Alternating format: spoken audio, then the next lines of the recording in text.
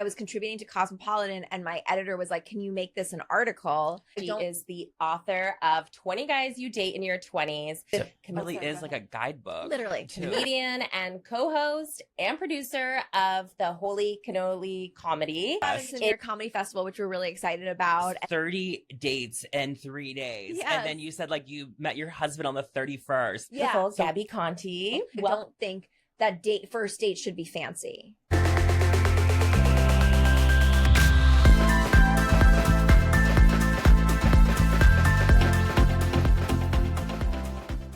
Welcome back to the Blonde Highlights podcast. Today we have a very special guest. She is the author of 20 Guys You Date in Your 20s, comedian and co-host and producer of the Holy Cannoli Comedy. It is the beautiful Gabby Conti. Welcome to the show. Hi, thanks for having me. We are so excited. Today we are going to be talking obviously about the 20 guys you date in your 20s.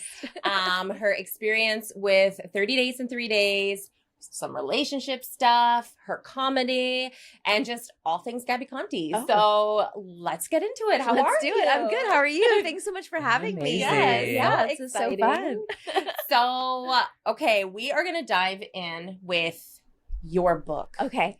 I have this on my iPad, and actually we were just talking about how fun it was to even view it on my iPad because it's so aesthetically pleasing. Thank you. How did you get into this idea? Can you tell us the background? Sure. Well, it was a project that I was working on in my 20s. And it started, I was always a serial monogamous, and I had this like crazy relationship, which is in the book, which was where I was just completely lied to in a relationship. I thought this was the guy I was going to marry, and he was lying to me about something really big. Yeah. And I found myself single and dating for like the first time because I'd always kind of monkey barred from one relationship to the next. And the timing couldn't have been more perfect because it's when Tinder debuted. So all of a sudden I was finding myself going on like more dates than the average person. And I remember hearing about the whole Malcolm Gladwell concept of like, oh, if you do 10,000 hours of something, you're an expert. And I had realized that I had easily gone on 10,000 hours worth of dating.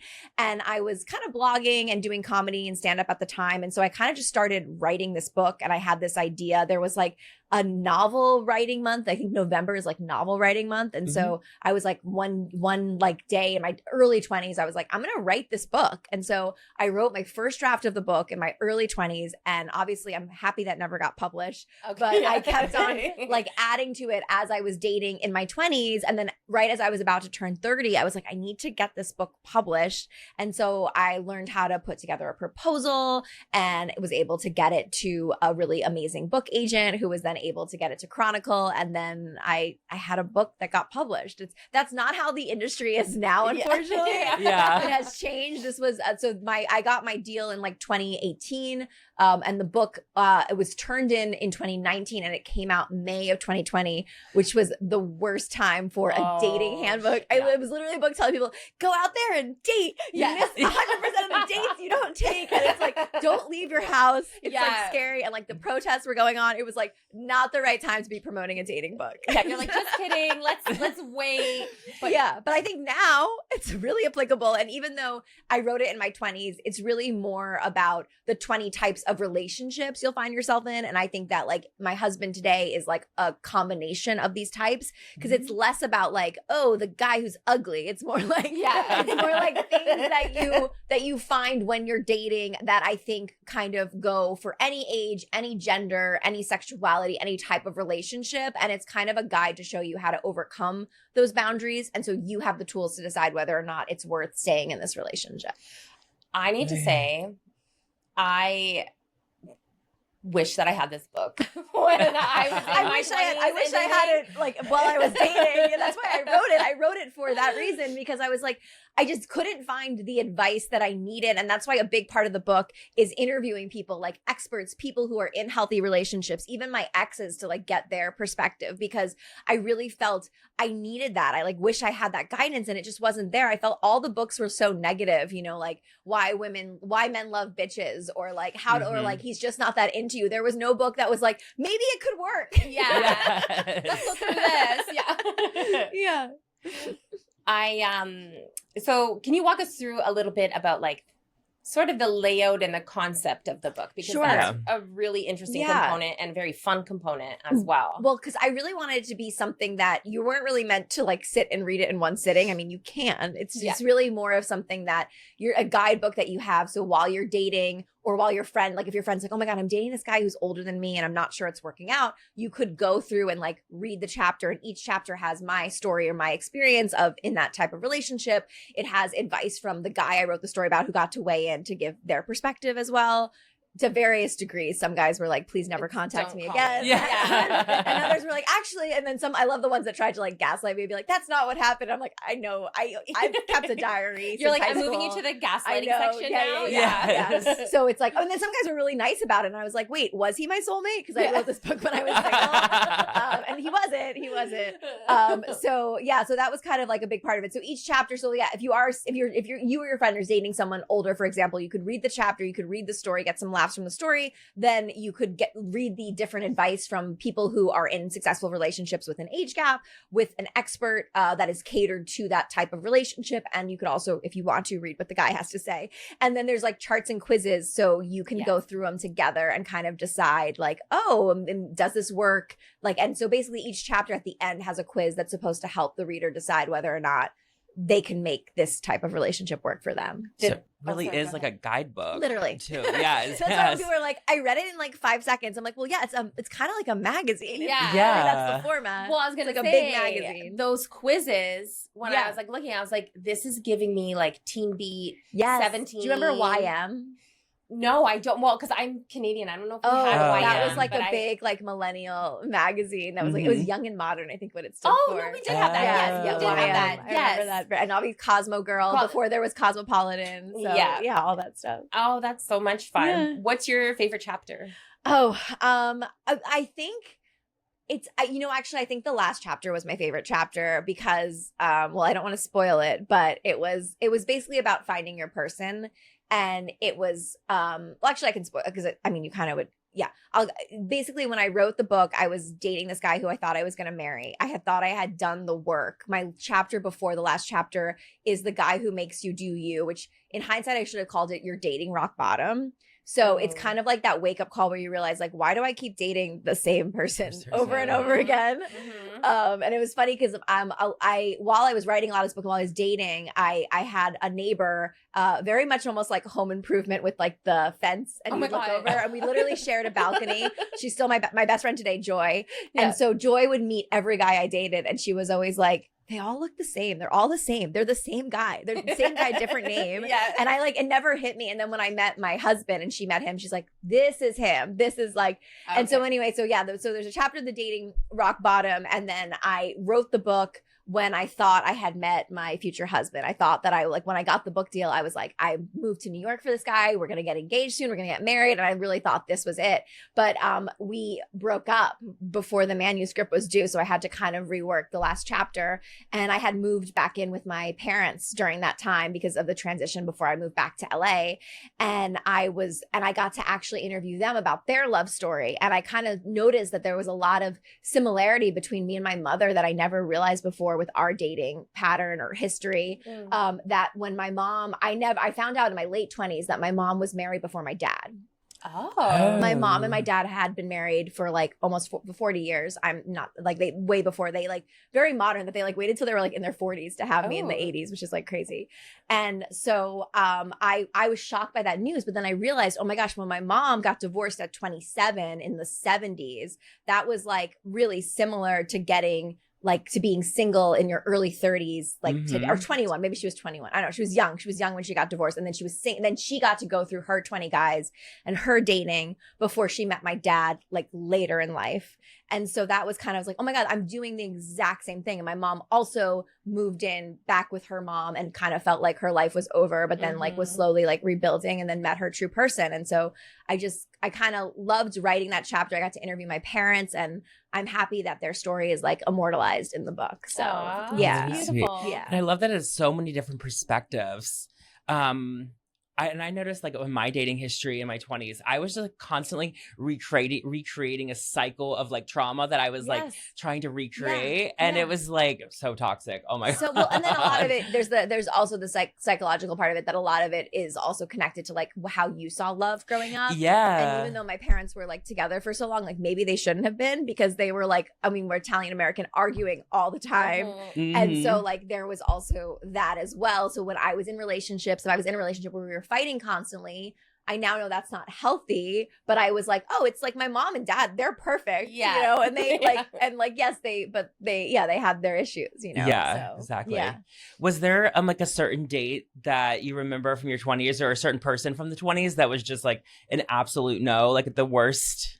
Yeah, it's interesting. Well, there was in the book, there's a chapter about the guy I dated who was great on paper. And I actually got set up with him through two matchmakers, and they set me up.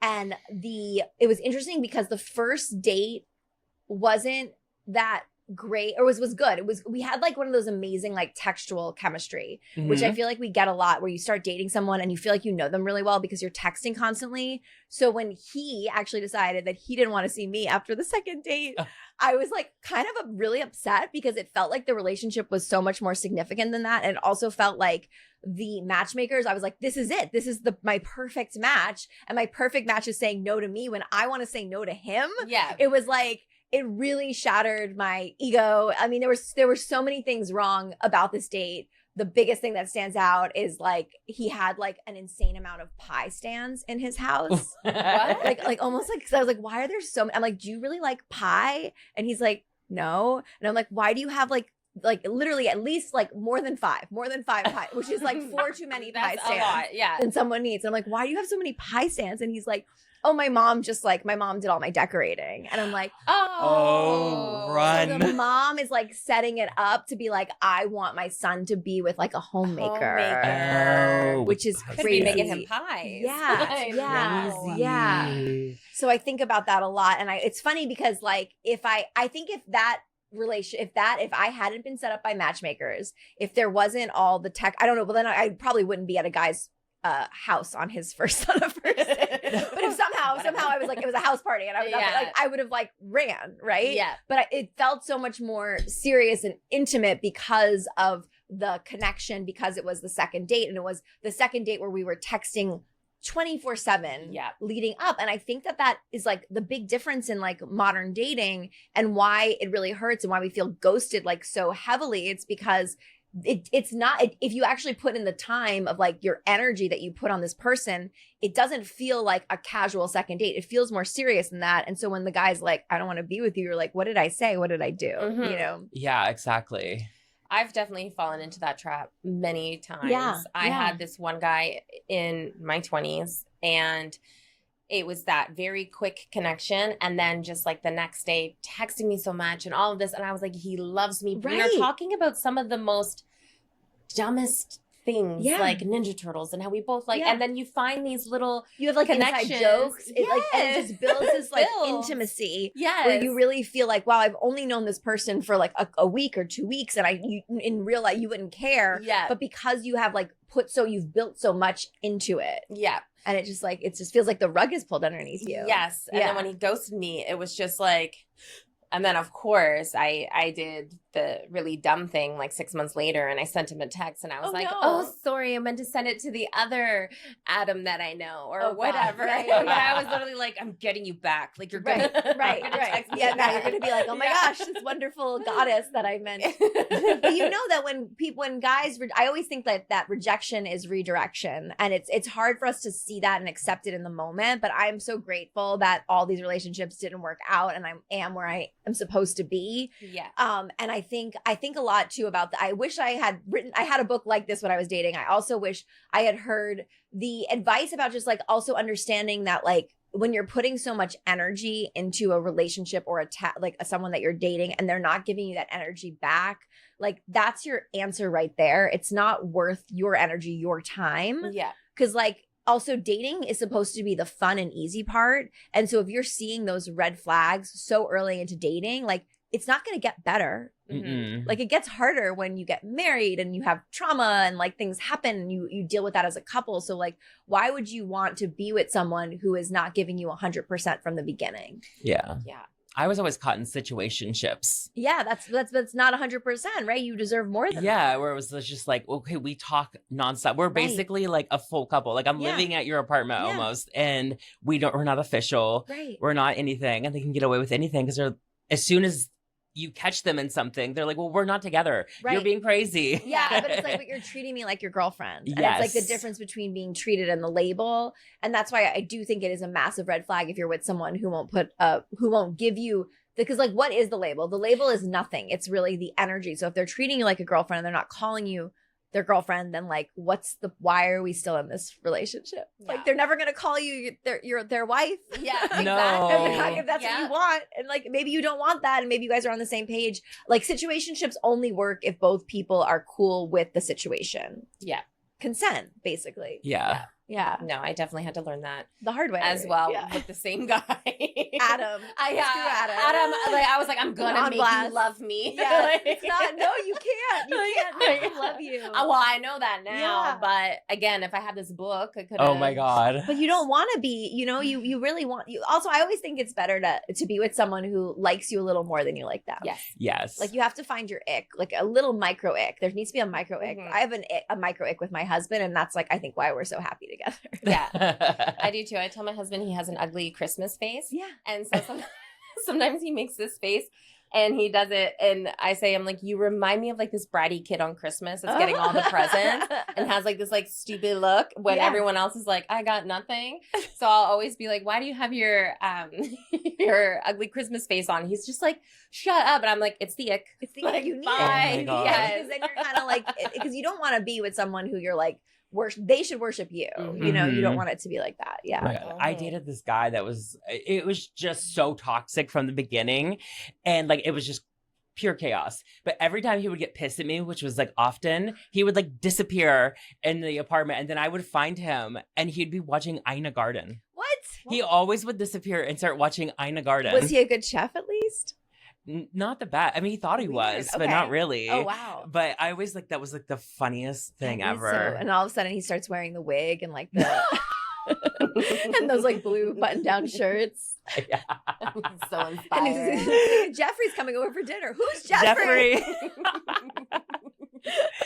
So you did this other project, which was 30 dates in 3 days. Yes. And then you said like you met your husband on the 31st. Yeah. So how did this go down? Like, Sure. So this was after the guy who I thought was my person. I had moved to New York for him. I moved back to LA. After spending some time with my parents, and I was single for the first time in years. And it's like so hard to get back out there. It's so hard to like date once because like you're so used to like being in a relationship. And also like I'm a Cancer, so I'm like just instinctually maternal. And so like if I was dating some guy casually, he might be like, wait, do you think I'm your like husband? I'm like, no, I just like, this is just how I am, you know? Like I'm also Italian, like I'm gonna feed you if you come over. Like I don't Mhm. mean to, it's just like how I am.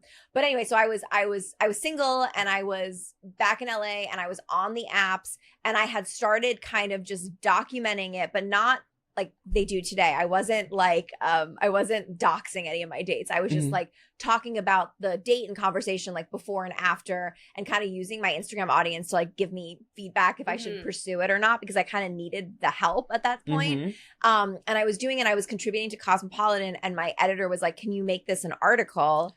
And I was like, "Yeah, sure. I'll go on like 30 dates in 30 days." And she's like, "No, that's been done. Can you do 30 dates in 3 days?" And I was like, "Can I?"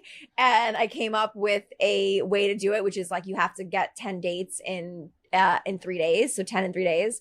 And I was just like swiping on all the apps, and I was asking guys out on dates that I normally don't do, or trying to get them to ask me out. And then like about a week before, I had only had 15 dates confirmed, and I was like, "Can I crowdsource the rest?" And she's like, "Yes." So half of the guys had no idea what I was doing. I wanted to tell them, but I was worried that if I told them and that they would, I wouldn't get an accurate read, because my goal in there was really to date again. It was to date again and like maybe meet my next boyfriend, possibly. I was kind of ready for that. I think I had kind of realized like I like being in a relationship. I want to be in a relationship.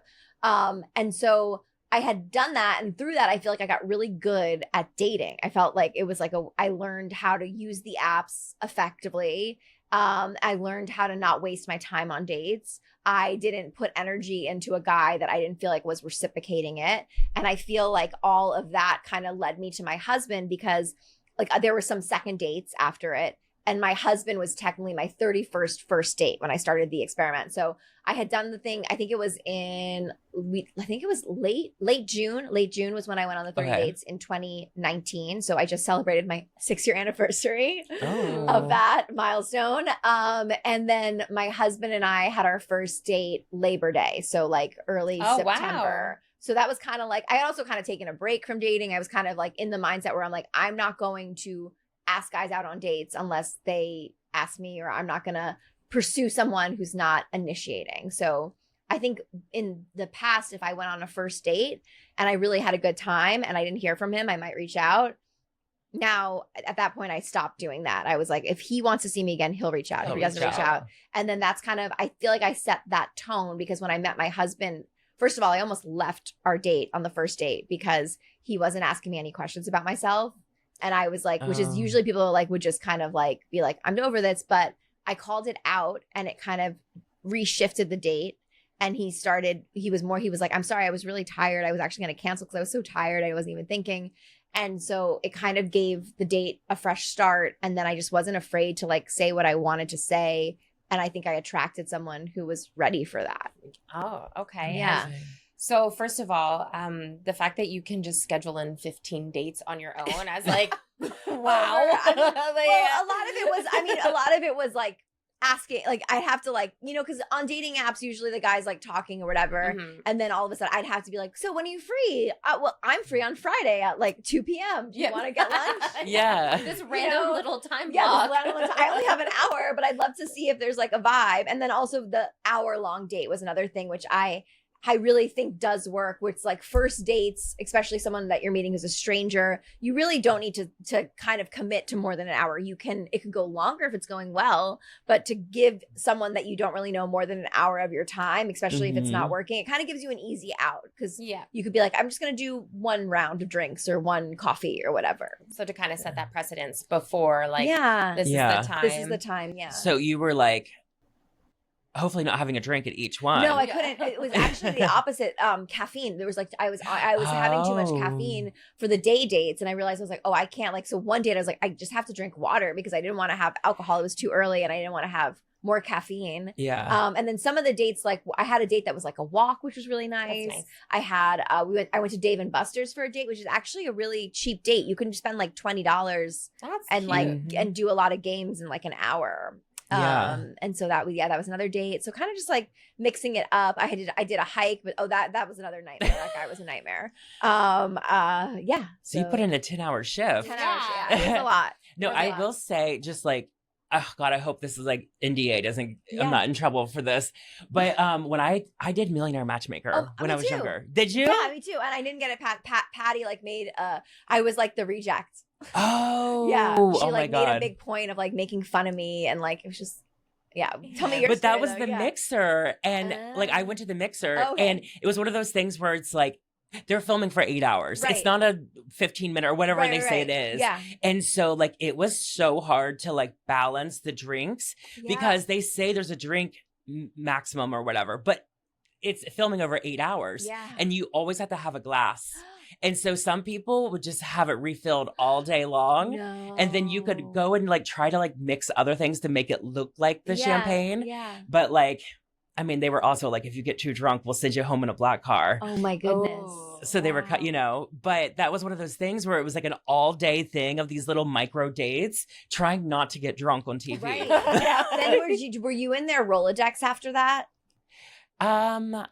Not really, no. Because it was so weird. I was on Millionaire Matchmaker. I didn't go to a mixer. It was like the audition. So when they bring in the girls or guys to match. So they had brought me in. I was significantly younger than everyone else. And they were like, they lied. They were like, do you mind dating someone a little older? And I'm like, how older? And I was like in my early 20s. They're like, just like 5 years. I'm like, sure. And then like by the time that you get to the audition, they're like, well, just so you know, millionaires are definitely over 50. Like, I hope you're okay with that. And I was like, well, now I'm here. Like, what am I gonna do? And I like go inside and they're like, oh, you're a comedian, tell us a joke. And I was like, and then they edited the joke to make it look like I bombed. Oh, and then Patty's like, you're unfit to date a millionaire. And I'm like, okay.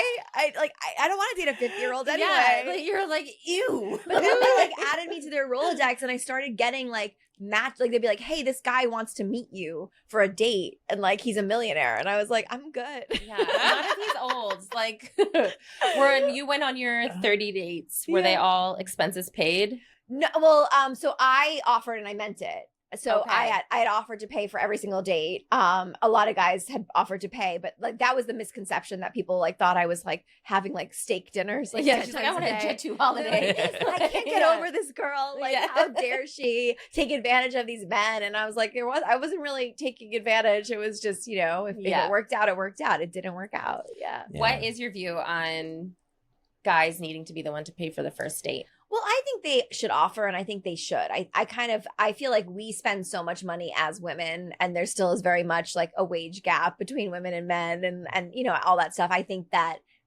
they should offer. I always offer, but I also kind of feel that if you're on a date and the guy doesn't pay, I think it shows how he respects you. Yeah. So I think I don't think that the guy has to pay. I'm not gonna. And also the other thing too is I don't think that first date should be fancy. Yes. So I think that if you're going to happy hour, like a guy should have no problem. Because I know my guy friends that are dating are always say how expensive it is, right? Yeah. But I'm like, well, stop taking them to these fancy restaurants until you know that there's someone you want to take to a fancy restaurant. Yeah. So I always think like a first date should be like a happy hour, something casual. And if a guy can't pay, like I guess now it's like $40 for a round of drinks. Yeah. Then it was like maybe $20 for a round of drinks.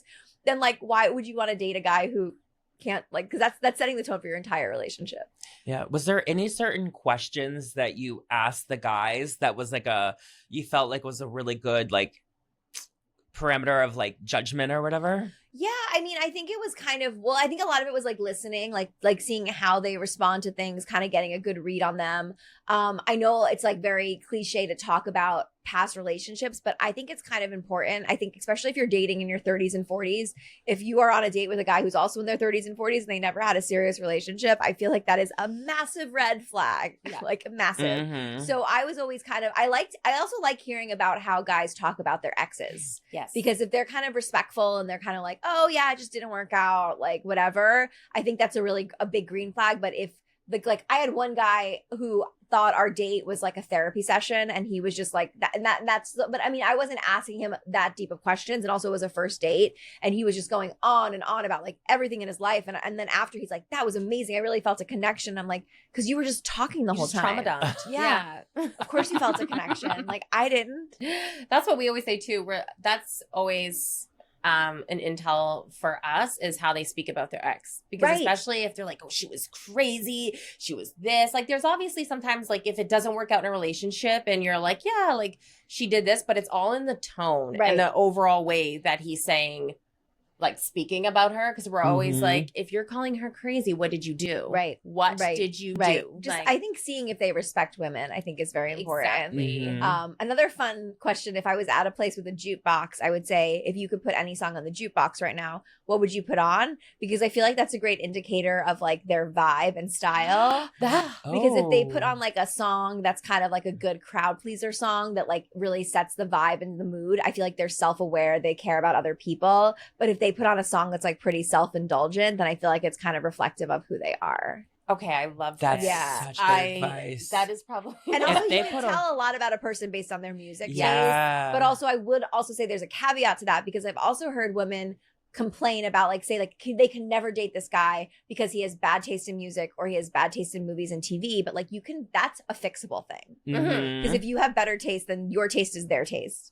But I do think that it is kind of interesting to use that as like a little like perimeter. Yeah. If they put on classic rock, I'm signed up. I'm down. There you go. See, I'd be like, hi, daddy. Yeah, right? But literally though. Yeah. I think it's great. It like kind of shows how they like see themselves and kind of like what things are like for them. So yeah. Exactly. Someone just puts on like the Michael Myers theme song. Yeah, or just like, I don't know, or like maybe a band you really don't like, or something that's just like an annoying song, or like something that's overplayed. I don't know. You can kind of, it's really up to you because it's like whatever music is compatible to you. That is so cool. That's a Yeah, really cool you should insight. try it. Yeah. Yes, exactly. Well, you're married. I'm but- married. Yeah, I'm like, Oh, yeah, yeah. I should try it. Like I forgot for a second. I'm like, this is so good. I need to get in on it. But she was watching that show. What is it? The Summer Turn Pretty. Oh yeah. Mhm. So I watched a little of the first season. I'm not caught up though. I know Okay. everyone's talking about it and obsessed. I feel like I know the spoilers now. The ring is so small, right? That was what everyone's upset about. Yes. we've been So joking small. that Yeah, it's like so destroying marriages. Yeah. We're like we're saying how because everybody's so obsessed with Conrad Yeah. that everybody's gonna be like comparing their husband and be like, you're not like that. And I'm like, that was definitely me this week. This week I you're was like, my husband would do X, Y, and Z. yeah, No, sorry, no. he would do X, Y, and Z. Yes, to You my should be husband, doing you that. should be loving Yeah. me a little bit differently, like different. Conrad. Yeah. Okay. Is that the one she ends up with, or no? Do you want the spoiler? Yeah, I don't. Cause Yeah, she ends up with Okay, Conrad. good. So it doesn't matter if the ring's small. No, the brother gave the small ring. Yeah. Oh wow. Yeah. Okay. Yeah. Like, Yeah. that's why she said no. No. I She should said watch it. yeah. You've Okay. got it. I gotta watch it. Oh my gosh, yes. And then we could probably do like a whole catch up episode. thing, yeah. So do you have any advice for women to like try to like keep themselves safe going on dates? Oh yeah. So I actually had a podcast called Am I Dating a Serial Killer that I Yes. did with XG Productions, and they're the people Mhm. behind America's Most Wanted. So I got to work with like people who worked for the CIA and the FBI and get some like actual real tangible tips on that. So I would say a big thing is like you want to do a background check if you can. You want to also, I think a lot of women think to pick up a guy should pick you up at your house. Mm-mm. I disagree with that. I think you don't want, especially if you don't know how the date's going to go, you don't want them to know where you live. I also think it's really important to keep your conversation on the app as long as you can. Because if you keep your conversation on the app, especially an app like Bumble, which does do a really good job of keeping women safe, if they say anything harassing, you can report the message and you could report them on the app. And then that also is helpful in keeping other people safe on the app. So I do think there's like a big part of that. I think doing a background check, and when I say background check, I mean a quick Google search, making sure that the things they're saying to you add up. Yeah. In terms of like maybe checking their LinkedIn, checking their social media, just trying to get a vibe. I think it's helpful if you have mutual friends with the person or some connection, because then you can kind of vouch if they are who they say they are. Another thing is that if you are on a date with someone and you feel uncomfortable, there was this thing going around a while ago about the angel shot, that you could order an angel shot from a bartender. Yes. I had actually interviewed bartenders about that for another project, and they were saying that most bartenders have no idea about that code. And I don't know, probably still today they don't.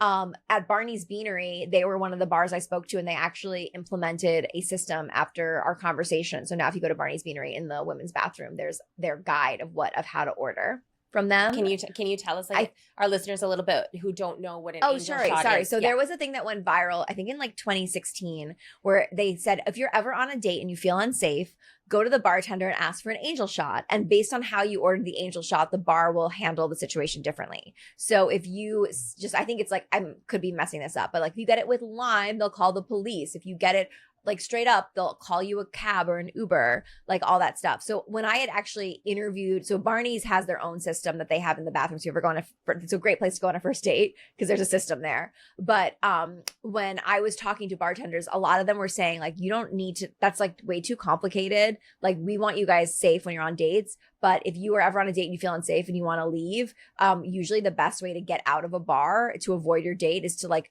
go through the kitchen. But obviously like ask someone, because a lot of the kitchens go back to the back way so you can leave easily. Yeah. And that I thought was kind of an interesting advice. But also that like you should have the ability to leave a date if you feel uncomfortable.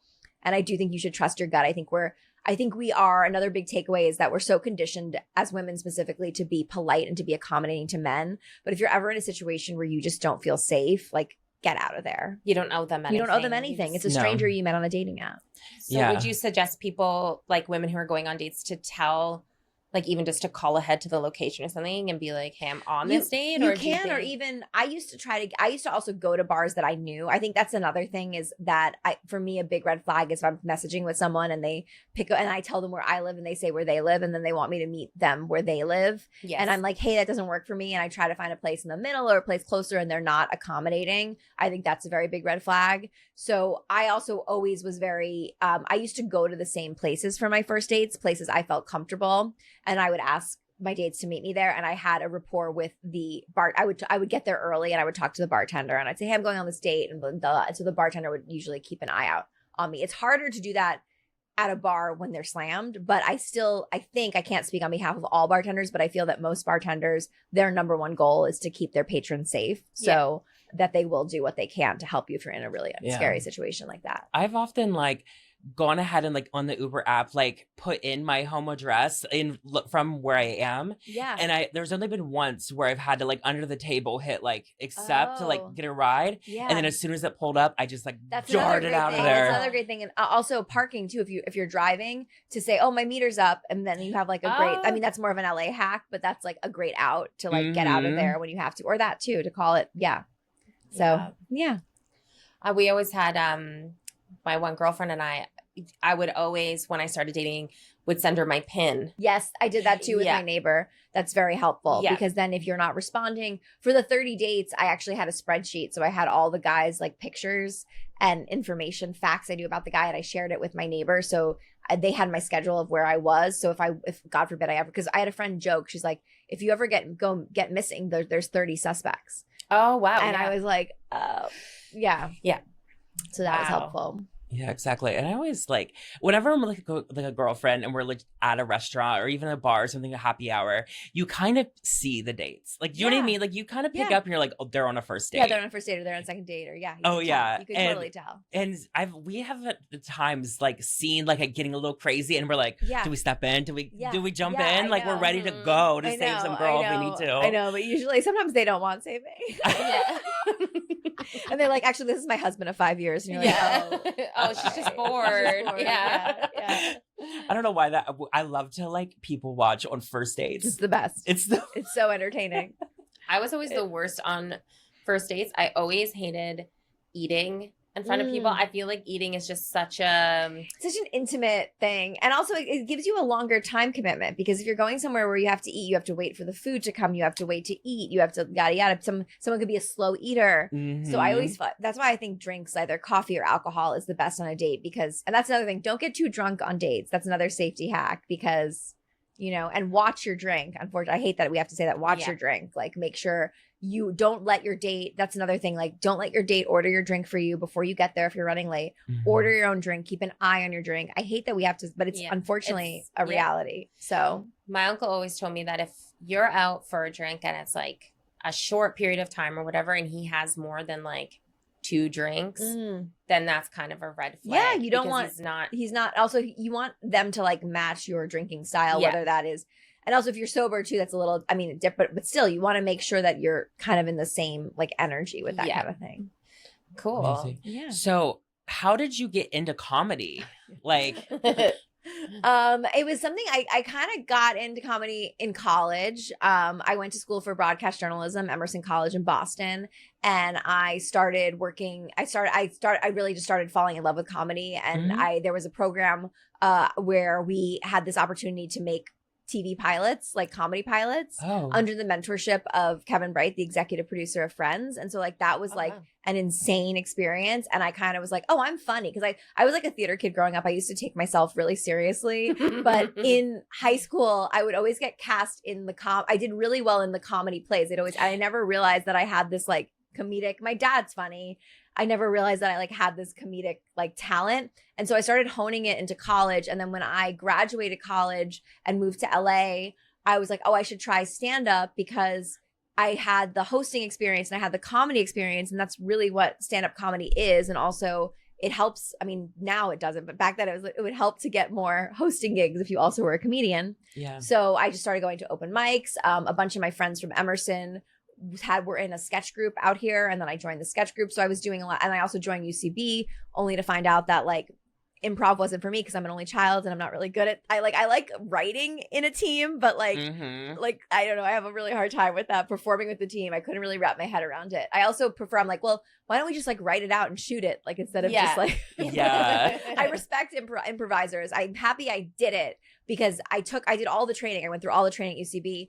And it really helped me become a stronger writer and performer. But in terms of, I just didn't enjoy it enough to like be a improv performer. Yeah, I never did the improv. Yeah. Because I was like, I'm not going to do that. I don't know. And then, stand up just kind of came to me. And it was just kind of a thing. I started my own shows and took a little hiatus during the pandemic, was doing more storytelling. But now I'm back with Holy Cannoli. And we had started that show actually in 2016 and we brought it back. So it's kind of nice to have this like whole new like second act with it. Yeah. And so all of the people on that, they're Italian as well. No. That's, everyone thinks that. I had one friend who was like, is your show in Italian? I'm like, no. I don't speak fluent Italian. Why would my show be in Italian? No, it's Italian American themed. And we say when you're here, you're Italian. Like when you're here, so basically the comics don't have to be Italian. You don't have to be Italian to enjoy it. It's just my host and I are Italian American, so we just celebrate the culture, and we do like games throughout the show that are Italian themed. We do a different Italian theme each show. We sing like song parodies. It's like a fun hang. It's like I've listened to it. It's so much fun. It's a fun hang. It's a fun hang. So yeah. And you do that? Is it normally at the Improv Lab? Yeah, we're at the Improv Lab. It's about a monthly show. Yeah, that's amazing. Yeah. And then you have the show in New York, New York Comedy Fest. So we just got into the New York Comedy Festival, which we're really excited about. And so we have a date there on November 15th at 5:30 p.m. We're at the 4th Street New York Comedy Club. So we're really excited about that. That's amazing. Yeah. Did you ever do comedy in New York? I have, yeah. When I lived in New York briefly, I used to do shows. I have my writing partner, a friend of mine that I've known since forever, my friend Anna Roisman and I, we used to do, we went to summer camp together. We used to do camp-themed comedy shows in New York. My God. That's so much fun. Yeah, and then when I lived in New York, I did like a couple of shows and like I would go on at some time, but I haven't done stand up in New York since I lived in New York in 2018. Okay. So it's gonna be. I'm a little nervous. I'm like, I hope my jokes. Like it's like these two Italians from LA go to New York. We're like, it's like this is not Italian. I know. I worry about that sometimes when I think about some of my comedy. I'm like, would this translate in New York? Yeah. So I don't know. We'll see. Hopefully I can get some shows in before our big show. So yeah. And are you performing anywhere else in LA? Like on a... I usually go to State Social almost every Tuesday to Joanne's show, a D Cups Comedy. I do that as like a kind of, it's like more of a workout room, but it is a show. It's a book show. And I really enjoy doing that. And then, and then our show, Holy Cannoli. And then anytime if I'm available for booking, if anyone has a comedy show. Yes. I talk about the 20 dates in my 20s and the 30 dates in 3 days. I talk about meeting my husband and all that stuff. And it's fun. It's a good time, I promise. Yeah. Awesome. Yeah. Now I think we should like try to get out to New York for that show. That would be so much fun. New York. She's in New York a lot. Oh, amazing. Yeah. I hope it would line up. Yes. I hope it lines up too. And if not, you have to come. I mean, this is going to be out, but the 4th at the lab, because that'll be a really fun night. That would be so much fun. Yeah. Oh my gosh. It's a fun Saturday night. I feel like kind of sex I'm married now because I feel like I haven't dated since in 6 years, so I hope this advice still translates. I think it does. No, I think it does. Yeah. I know. I've been on a dating hiatus. It's the best though, right? Yes. I actually like miss being single, not in the sense of dating, but the sense of like having my own space and doing my own thing. Like I love my husband, but sometimes it's just nice to kind of just like. Yes. So I have my husband, 2 boys. Oh my goodness. Yeah. So 9 and 10. And they're the sweetest, right? But it's the same thing. Like when I come out, because I'm in Toronto. So when I come out here, I'm like, this is my time. I get a full night's sleep. Oh, that's it's amazing. That's so nice. So I'm like, I appreciate that, like, kind of single living, but not, right. Single. But how she met her husband, it's so crazy to me. He grew up across the street from her. No way. Yes. Okay. No way. I'll tell you this. So I was in a relationship in Australia. Right. One of those relationships, like just that relationship, blew up, whatever. I come home and because the pandemic. Mm-hmm. So I get home. He was home around the same time. He had to split up with whatever. And we finally kind of started connecting, but he had grown up across the street from me. He literally so walked crazy. into my house at 2 years old in his diaper. And because they had just moved on the street, and my mom was like, who's this kid? So he brought him out to his dad. Oh, And then our moms became best friends, but I'm 5 years older. So Wow. him and I never got to that That point. point because you were always like different in school. But he had a massive crush on me. So then during the pandemic, when I was single, he was like, trying to get in my social bubble and would be like just hounding me all the time. Like, well, let's go for like a walk or blah, blah, blah, blah. And then finally one day I was like, okay, whatever. Like just to kind of get him off my back a bit. Yeah. And then sitting outside with him, I was like, oh, Michael's hot now. I was like, who is Oh my god, I love it. You this? were literally his girl next door. literally That's so cute. Yeah. That's so cute. And that saying where it's like, never meet your heroes. Right. You'll marry them. Like, yeah. that's his case. Yeah. Just terrorize your life, Michael. Yeah. Aw, I love that so much. What a sweet story. Yeah, we play this game on the show called Creed or QB. Okay. Sorry. That Cute. was creepy. Creepy. No, we have to cut that out. Okay, cute or creepy. Okay. And it doesn't have to actually be creepy, but it's just like a fun little like positive or negative Sure. thing. And it's just kind of a rapid fire Okay. situation. Okay, number 1, croissants. Cute. Cute. Cute. Go. Iced vodka. Cute. Birthday themes. Cute. And this is you just like pulled stuff from my Instagram. Yeah, we definitely picked you out. You picked up on that right I know, away. 'cause I was like, as I went viral for like the polite way to eat a croissant, and I was like, because like the lady like you never dip it in, like those TikToks were like no, and I'm like, oh, I hate you, and I like flicked her off, and people like really felt that. Yeah. No, yeah. I was like, okay, Yeah. croissant girl, there's something here. Yeah, I'm just gonna say cute to all of them. I think let's find out. What's funny is it's only comedians that pick it up right Yeah. Right away. away, I'm like, these are just my like last, like my pinned posts. First Instagram post. My first Instagram post is creepy. My first Instagram post is creepy, but I miss old Instagram. The nostalgia. I miss it. Me too. Mine was like an iced tea. That was Mine was a and a leaf or bad something. joke, like a half-baked like joke about Tiger Woods. I don't know, didn't even it's weird. Mine is just like cheap Trader Joe's champagne, like bottle Yum. stacked. Oh, love that. But I love all those like filters and like the way that you would like Yeah, whatever that like one the is. Kelvin. Yeah. And they all had different names. The They were so Panetta or good. whatever. Yes, Yes. yes. So classy. 4 wedding dresses for one wedding. I think that's creepy. Yeah. I think like that's also creepy for your guests. Like Like- they need to like It's a lot to take in. It's a lot. And also it's expensive. Like in this economy, 4 wedding dresses. No. Dudes with cats. I think cute, but I think that people think it's creepy, which I think is actually crazy because I think if you like cats, then you respect boundaries. So if you don't like cats, you don't respect boundaries, and that is creepy. Yes. Okay. I like cats. I Right? swear. I like. No, I'm it's okay. I know. I kidding. get that cats are polarizing. Yeah, no. But there's like such a weird, like, it's like, I understand people are cat people and dog people. I think that's fine. But people who are like, cats are the worst. They're Yeah. so creepy. I couldn't imagine a guy with a cat that is disgusting. And it's like, actually, it probably means he respects boundaries. Yeah. Because cats have boundaries. Leg, Cats have like yes. crazy boundaries. Honeymoon in Paris. Cute. Not cute though when my husband doesn't tell me that we're going on a hike and I'm wearing heels. That's not cute. That's creepy. No. Did you end up going barefoot? I know I ended up doing it was like a flat heel, but it was like this spot in Paris. I don't know the name of it, but it's like you see it a lot. It's like this beautiful like overlook of everything. And you have to like climb uphill. And he's like, we're just gonna go here and then we're gonna go here. And I'm like, okay. And like I just like, didn't and no one wears heels in Paris. No, but Yeah. you're like, I'm here. I'm like, I'm here, I'm doing it. Yeah, It's je ne just sais part of the quoi, look. like, Part it's part of of the look. it. Guys with dogs. Cute. Cute. It's not for me, Yeah. but it's cute. I want the science behind It's this not one. for me. I don't know. I'm just not I'm like, well, because it's like, I think, well, here's the thing. I also think that, but it can be creepy if it's not their dog. And it can be creepy if the reason, it's cute if they're like, I love my dog. This is my dog. My dog is a big part of me. I want to share a picture of me with my dog on my dating profile or Instagram because it's reflective of who I am. That's cute.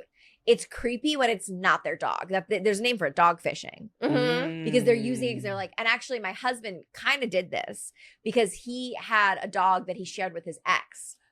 And the ex was on his dating profile, and I was like, cute dog, whatever. And then I found out they shared custody, and I'm like, that's creepy. Yeah. Like one of you needs to pick the dog. Who's taking the dog? She took the dog. Thank goodness. I mean, not thank goodness, but I mean, thank goodness for me, because again, I was raised with cats. I'm a cat person not by choice, by birth. By birth. My mom had a cat when I was born, Mickey, and then we had 2 more, Noelle and Nellie, and now we have 2, Owen and Norm. So I'll always have cats, I guess. I feel like I had a cat growing up for 18 years, Jasper, and he was like the sweetest little guy. But then I can't get another one because I'm very picky about my cats. That makes sense. I think there's a psychological thing to be unpacked there too. Well, but there's also so many cats that need homes, and there's and there are so many cats that just get like our kitten Norm that we just got was like his whole litter was about to be euthanized. Oh. Until Kit Crusaders came in and they rescued him, and his foster mom rescued him, and then we adopted him. Like it's just so crazy. That happens all the time, which is why when people buy like designer cats or cats that are bred, it's like it's so sad. It's so sad. Oh my god. Oh god. Sorry, not to bring it down. No, can't bring me I